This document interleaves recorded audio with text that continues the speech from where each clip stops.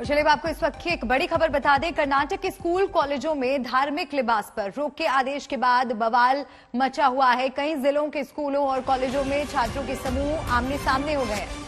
कर्नाटक में हिजाब विवाद पर प्रियंका गांधी वाड्रा ने कहा कि पहनावे पर महिलाओं को परेशान करना बंद करना चाहिए। महिलाएं क्या पहने ये उनका अधिकार है। उन्होंने बकायदा ट्वीट करके अपनी राय रखी है।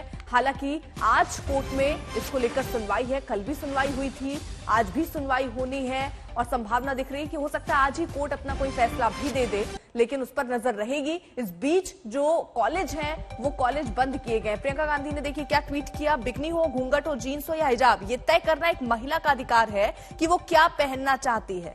भारतीय संविधान इस अधिकार की गारंटी देता है। महिलाओं को प्रताड़ित करना बंद करो। यूपी में कल पहले चरण का मतदान है, लेकिन देश भर में ड्रेस कोड पर घमासान है। एक विवाद जो दक्षिण भारत के कर्नाटक में सुलगा वो यूपी चुनाव तक पहुंच गया। बिल्कुल अर्पिता, और यूपी के चुनावी युद्ध में उतरे दिग्गज अब ड्रेस कोड वाले विवाद की आड़ में धुआंधार प्रहार कर रहे हैं। सवाल है कि क्या ये अनायास हुआ है या ये भी किसी रणनीति के तहत किया गया प्रयास है।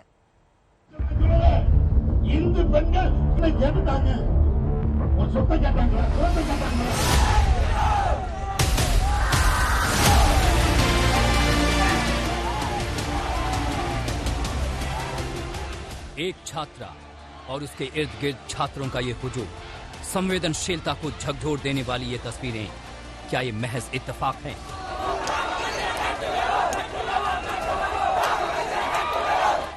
पहनावे पर ये घमासान, हिजाब बनाम भगवा की ये लड़ाई, क्या ये महज इत्तेफाक है?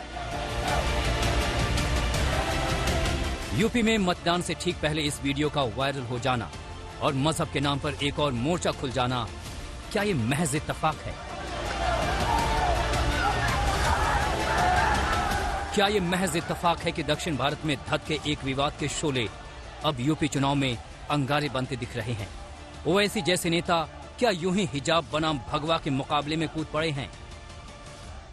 बीजेपी की सरकार कर्नाटका में गैर जरूरी के जुल्म कर रही है, संविधान के खिलाफ काम कर रही है, बल्कि संविधान की आर्टिकल 15, 19 और 21 का ग्रेव वायलेशन हो रहा है कि वहां के महिला बच्चियों को स्कूल में और कॉलेज में हिजाब पहनने से रोका जा रहा है। मैं बीजेपी के इस फैसले की मजम्मत करता हूं, कंडन करता हूं, जो एक सुप्रीम कोर्ट का फैसला नहीं बल्कि पुट्टुस्वामी जजमेंट के खिलाफ है, जो सुप्रीम कोर्ट का नलसा जजमेंट है उसके खिलाफ है, कॉमन कॉज जजमेंट के खिलाफ है।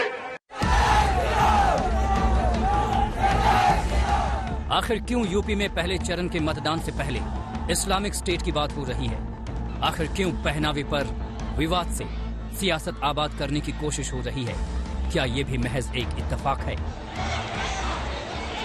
ये भारत है, सर्वधर्म समभाव के आधार पर चलेगा, न कि इस्लामिक स्टेट भारत को बनाने की कोशिश करने वालों की मानसिकता हम पूरा नहीं होने देंगे।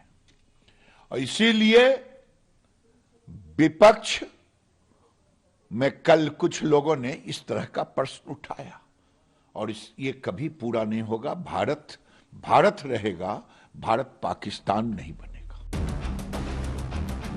कर्नाटक से आया ये वीडियो किसी बारूद से कम नहीं। ये वीडियो है तो कर्नाटक का, लेकिन इसका असर आप यूपी चुनाव में साफ साफ महसूस कर सकते हैं।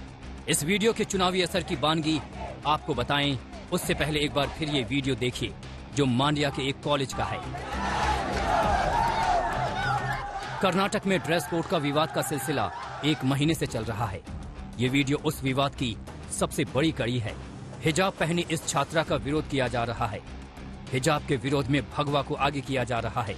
अल्लाह अकबर का जय श्री राम से जवाब दिया जा रहा है। इस वीडियो के सामने आते ही यूपी की चुनावी राजनीति पूरी तरह धधक उठती है। ओवैसी की जुबान बुलंद हो जाती है, दूसरी तरफ से भी हमले शुरू हो जाते हैं। अगर तुम आज छुप जाओगे तो हमेशा के लिए छुप जाओगे, याद रखो मेरी बात को। अगर आज तुम खड़े हो जाओगे थोड़ी देर के लिए, तुम सिर्फ थोड़ी देर के लिए खड़े हो जाओ, जो लोग तुमको डरा रहे, जो समझ रहे हैं कि हमारे सरों पर जो काले बादल मंडरा रहे, याद रखो ये बादल फटेंगे इंशाअल्लाह ताला। ये सूरज चमकेगा जो हमारे मुस्तकबिल का सूरज होगा, मगर याद रखो भीख मांगने से बादल नहीं हटेंगे, भीख मांगने से बादल नहीं हटेंगे, लड़ेंगे जमहूरी तरीके से तो हक किया जाएगा। हमारे देश के संस्कार इसकी इजाजत नहीं देते। आप हमारी बहन हैं, आप हमारी बहन हैं, तो हम कोशिश करते हैं कि बहन के पैर को देख लें। हम चेहरे को भी देखना बहुत जल्दी से अच्छा नहीं समझते हैं, क्योंकि हमारे देश के संस्कार यही बताते हैं कि सर झुकाकर हम अपनी माताओं बहनों से बात करते हैं। तो ये संस्कार अगर सबके अंदर आ जाएं तो हिजाब की तकलीफ नहीं रह जाएगी। ये जो हिजाब पर चर्चा करते हैं लोग, वो बेहिजाब लोग हैं जो चर्चा करके अपनी वोट बैंक की राजनीति करते हैं। हम सबके साथ सुरक्षा और उसकी बात करते हैं। एक महीने से यूपी की चुनावी भट्टी में खूब अंगारे भड़के हैं। जिन्ना का जिन निकला, दंगे पर दंगल हुआ, धर्म पर धुआंधार हुआ। अब जबकि कल यूपी की 58 सीटों पर पहले चरण में मतदान हो रहा है, तो सियासी धुरंधरों को एक नया हथियार हाथ लगा है, जिसमें पश्चिमी यूपी में मतदाताओं को मजहब के नाम पर गोलबंद करने का पूरा मादा है। इसलिए ये सवाल बार बार उठ रहा है कि क्या ये वीडियो महज एक इत्तेफाक है। मांड्या से नागार्जुन, बेंगलुरु से नोलन पिंटो और लखनऊ से शिल्पी सेन के साथ आज तक ब्यूरो। यूपी के चुनाव में ड्रेस कोड पर तनाव साफ साफ दिख रहा है। आज अदालत में सुनवाई होनी है, लेकिन उससे पहले वार और पलटवार हो रहे हैं। प्रियंका गांधी ने ट्वीट कर कहा है, कोई क्या पहने ये उसका हक है। उधर देखिए मल्लिका, कर्नाटक में कई शहरों तक ये विवाद पहुंचता हुआ दिख रहा है। पुलिस प्रशासन को एक्शन में आना पड़ा। समझने वाली बात यह है कि इस विवाद का एपिसेंटर भले कर्नाटक हो, लेकिन इसका चुनावी असर तो यूपी में ही दिखना है।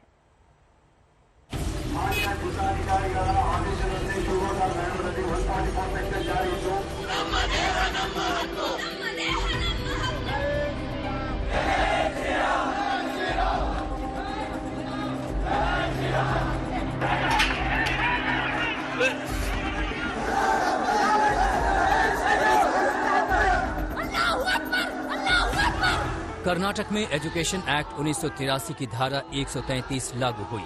सभी स्कूल कॉलेजों में यूनिफॉर्म अनिवार्य कर दिया गया और फिर विवादों की नई सीरीज शुरू होती चली गई।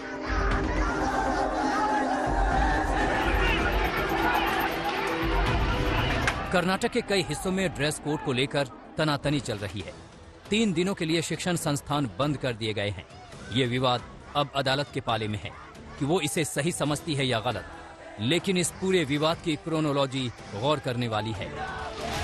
1 जनवरी को उडुपी के एक कॉलेज में हिजाब पहनकर आने पर विवाद शुरू होता है। 3 जनवरी को कर्नाटक के कोप्पा जिले के सरकारी कॉलेज में कुछ छात्र हिजाब कंट्रोवर्सी के बीच ही खुद भगवा वस्त्र गले में डालकर कॉलेज पहुंचते हैं। 6 जनवरी को मैंगलोर में फिर हिजाब बनाम भगवा का विवाद एक कॉलेज में पहुंचता है। 19 जनवरी को विवाद का जन्म उडुपी के जिस कॉलेज से हुआ, वहां एक मीटिंग होती है, लेकिन समाधान नहीं निकलता। 20 जनवरी को 5 छात्राएं हिजाब पहनकर आने के लिए कॉलेज के बाहर उडुपी में प्रदर्शन करती हैं। 26 जनवरी को कर्नाटक सरकार समाधान के लिए कमेटी बनाती है। साथ में निर्देश देती है कि कमेटी की रिपोर्ट आने तक छात्राएं स्कूल यूनिफॉर्म नियमों का पालन करें। 31 जनवरी को मुस्लिम छात्रा हिजाब को अपना धार्मिक अधिकार बताते हुए हाईकोर्ट में याचिका दाखिल करती है। 2 से 4 फरवरी के बीच दावा होता है कि कुछ हिंदू संगठन छात्रों को कॉलेज में भगवा वस्त्र पहनाकर आने के लिए प्रेरित करते हुए उन्हें ऐसे भगवा गमछे देते हैं। 5 फरवरी को कर्नाटक सरकार हाईकोर्ट का फैसला आने तक स्कूल यूनिफॉर्म नियमों के ही पालन का आदेश देती है। 7 फरवरी को उडुपी, हासन, शिवमोगा, मांड्या, एलगावी, हुबली समेत कई जिलों में हिजाब बनाम भगवा का विवाद कॉलेज में प्रदर्शन की नौबत तक आ जाता है। 8 फरवरी यानी मंगलवार को हाईकोर्ट में हिजाब विवाद पर सुनवाई शुरू होती है। कुरान की प्रति मंगवाकर अदालत धार्मिक पक्ष पर सुनवाई करती है। कोर्ट कहता है कि जो संविधान कहेगा हम वही करेंगे। सुनवाई आज होनी है, लेकिन अदालत की राय सामने आने से पहले तलवारें खिंच चुकी हैं। प्रियंका गांधी ने ट्वीट कर कहा है, बिकनी हो या घूंघट, जींस हो या हिजाब, महिलाओं को हक है कि वो जो चाहे पहन सकती हैं। संविधान में इस अधिकार की गारंटी दी गई है। इसी हक की बात वो छात्रा भी कर रही है, जिसे हिजाब पहनने पर हंगामे का सामना करना पड़ा। They started giving slogans like Jai Shri Ram, and they were telling me to remove burqa, then you are allowed to go for college and all. So even I started screaming Allahu Akbar. So I was little bit scared there. And then when I saw the principals, everyone was just back of me, then I was okay. लेकिन धर्म की अपनी चाल, अपनी ढाल होती है। धर्म गुरुओं का अपना हिसाब किताब होता है। सवाल है कि क्या ड्रेस कोड को लेकर ये विरोध अनायास है या इसके पीछे कहीं और निशाना है। आज तक ब्यूरो। और अब आपको उस छात्रा की आप बीती और उसकी राय सुनवाते हैं जिसके हिजाब पहनकर कॉलेज जाने पर बवाल हुआ। Exactly what happened is I was just coming for college to just give an assignment. They were not allowing me to go inside just because I was wearing burqa. They were telling me to remove burqa and go inside. And I came, and then again they started Jai Shri Ram, Jai Shri Ram, Jai Shri Ram, and I was just passing. Again, a lot of boys were standing, and also they were from outsiders and also from our college also. But our principal and every lectures has supported me. And they started giving slogans like Jai Shri Ram, and they were telling me to remove burqa, then you are allowed to go for college and all. So even I started screaming Allahu Akbar. Lots of boys were standing and they were just screaming and coming back of me. And they were showing the fingers like something and all. So I was little bit scared there. And then when I saw the principals, everyone was just back of me, then I was okay. There are students, and from our college itself, a lot of students, they were wearing this orange something, and they were telling if they don't remove the burqa, even we don't remove this. Suddenly, yesterday, actually, principal guided us not to wear this. I said, we carry the hijab, we don't carry the burqa inside the class.